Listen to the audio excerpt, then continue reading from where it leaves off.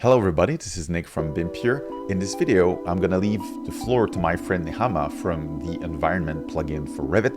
We recently launched a course in collaboration together that's available on the BIM membership about Revit landscape and site modeling. Nehama is going to explain the course and also go through one of the exercises included.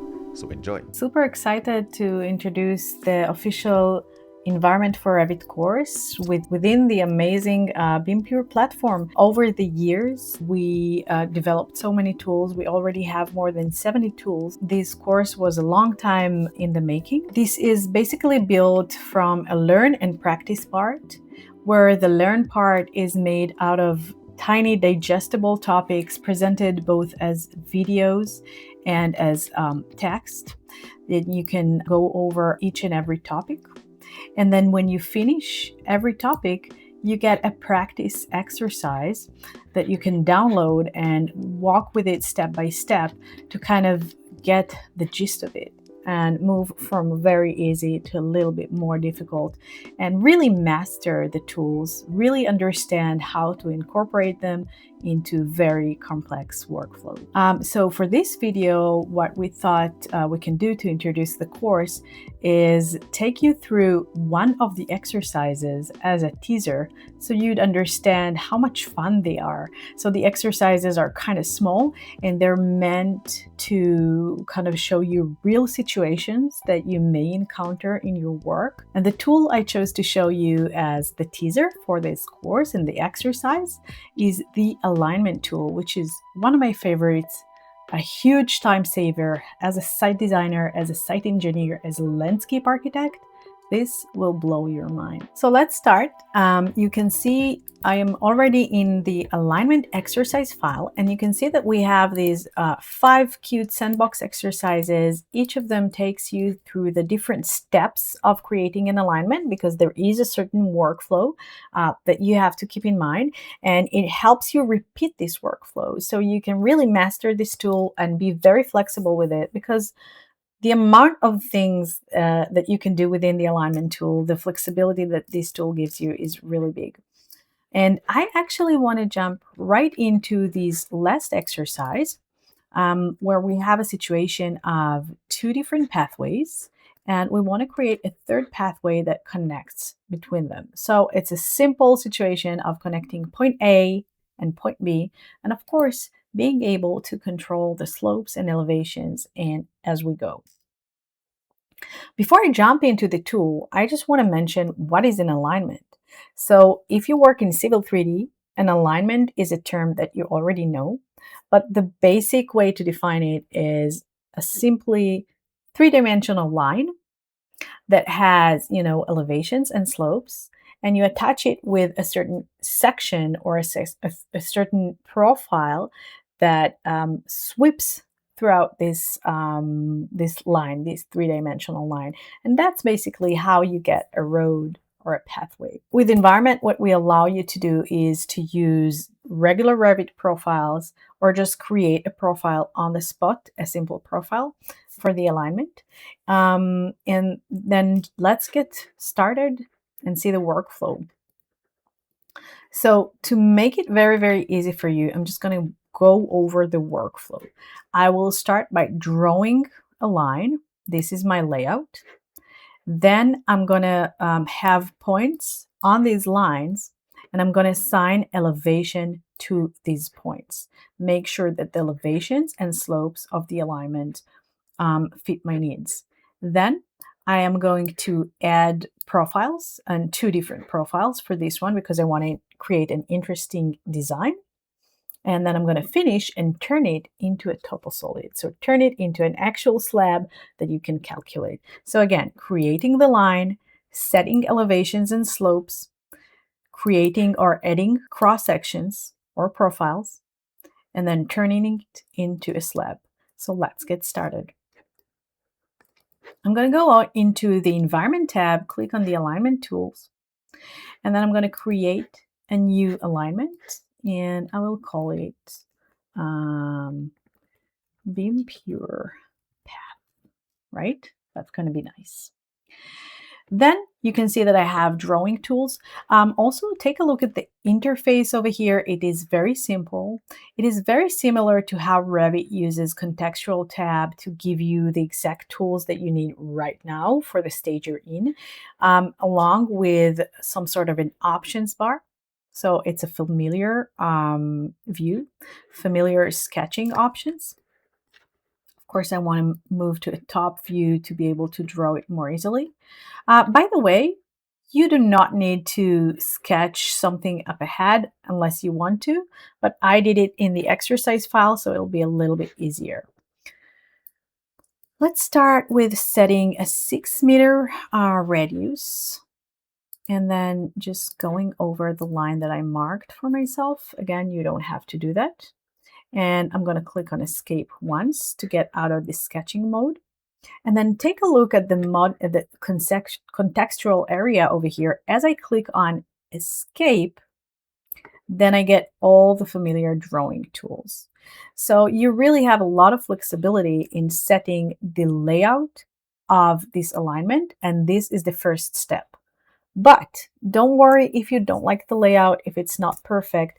At every step of the way, you can really change and edit it. So it's very, very flexible, and it allows you to very quickly see a lot of design, options, make a lot of iterations in the design. So when you really control this tool and make it, kind of your own, then it's super fun to work with and very, very flexible. So, all right, so for me, I'm done with the layout. That's the first step, just creating the layout. And I'm going to click on the green tick over here to approve. And now you can see that the contextual tab over here in the alignment tools is a little bit different. Take a look at these options: drape on surface, interpolate. These are very important options. I will not go into the drape on surface one, but I will show you how to interpolate. If we take a look at the result that we have here, before we move on to the next step, you can see that I have a flat line that is made out of 2 types of segments and 2 types of points. Really quickly, this is a straight segment. You can set a slope to it, and then you can move it in every direction. You can either drag or use the arrows. Here is a curved segment, the red one. I'm going to click on escape so you can see it. So that's a curved segment. You can set a slope to it. You can change its radius as you go. You can drag it into every direction. And for the site engineers among you, you can actually set the accurate type of curve shape that you want, which is very, very important. Again, I'm not going to go into each and every definition over here, but it's super interesting if you're more to the engineering side, less the landscape architect side. Then we have 2 types of points. So we have the control points that again can move in every direction, and I can actually take it a little bit up over here and try to snap it into the pathway. It doesn't snap yet, but that's definitely on our roadmap. I think maybe the next iteration of Environment for Revit, it will already snap. At the moment, you could just define the exact elevation. So that's the control point.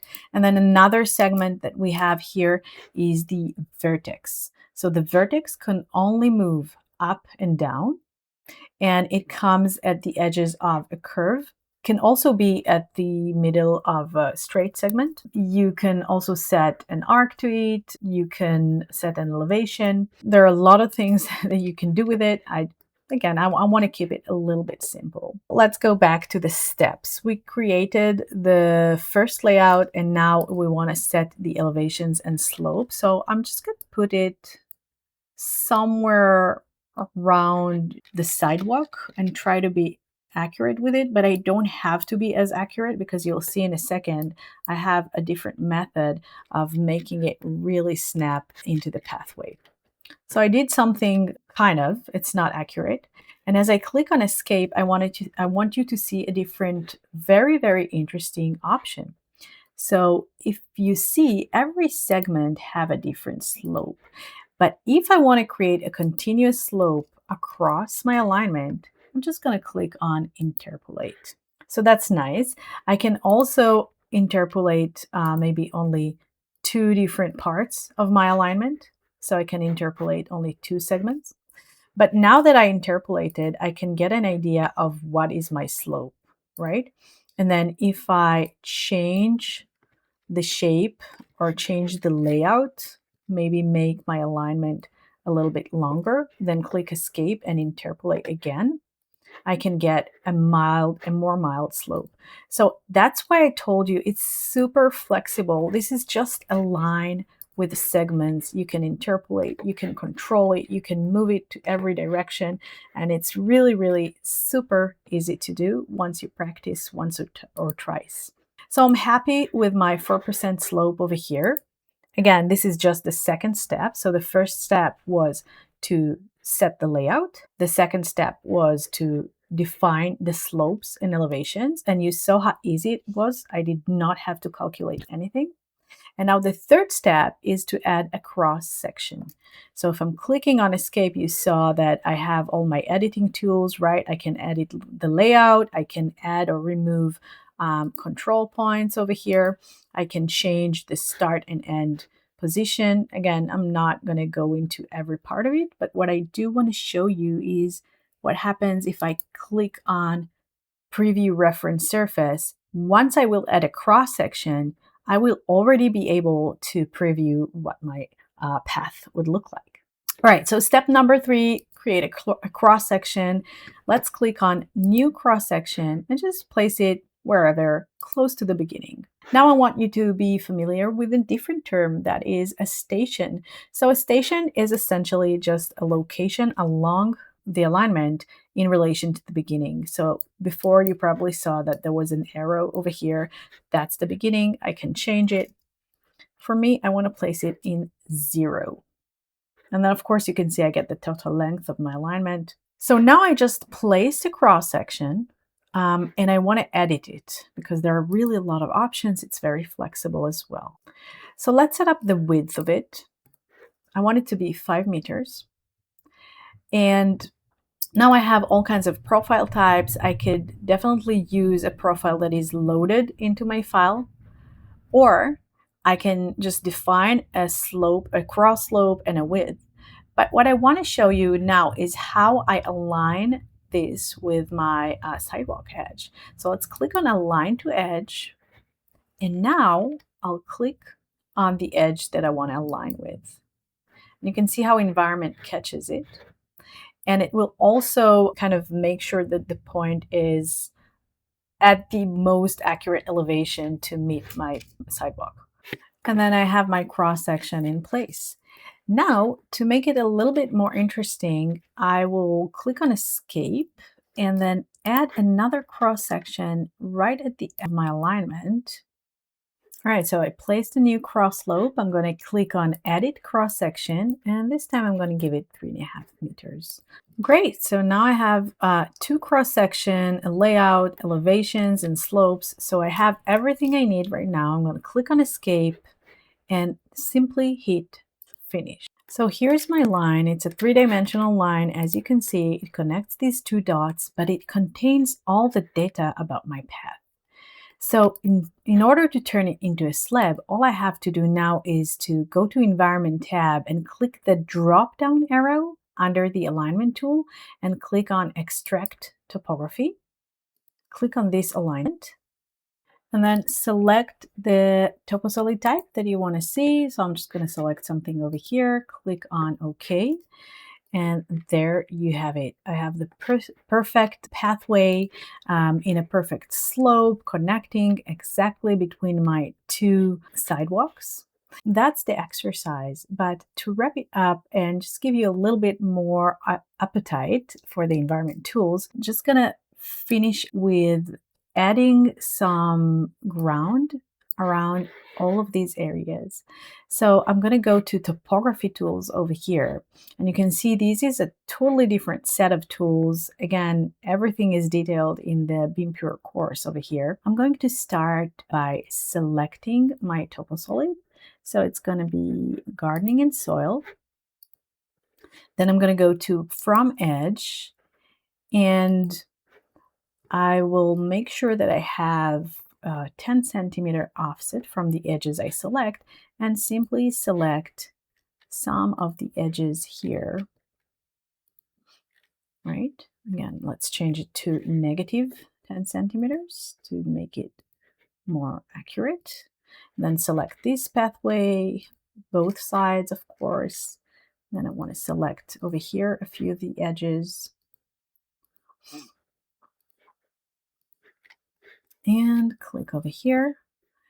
So some of the edges are selected more easily, others are more complex and requires a few more clicks, but don't worry about it.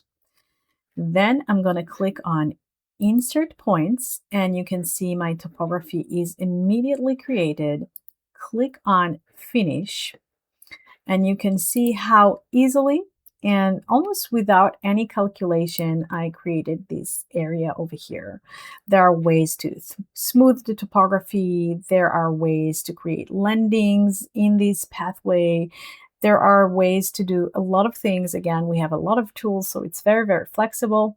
And if you want to learn more deeply, you can definitely sign up and start going over the amazing Environment for Revit course on the Beam Pure platform.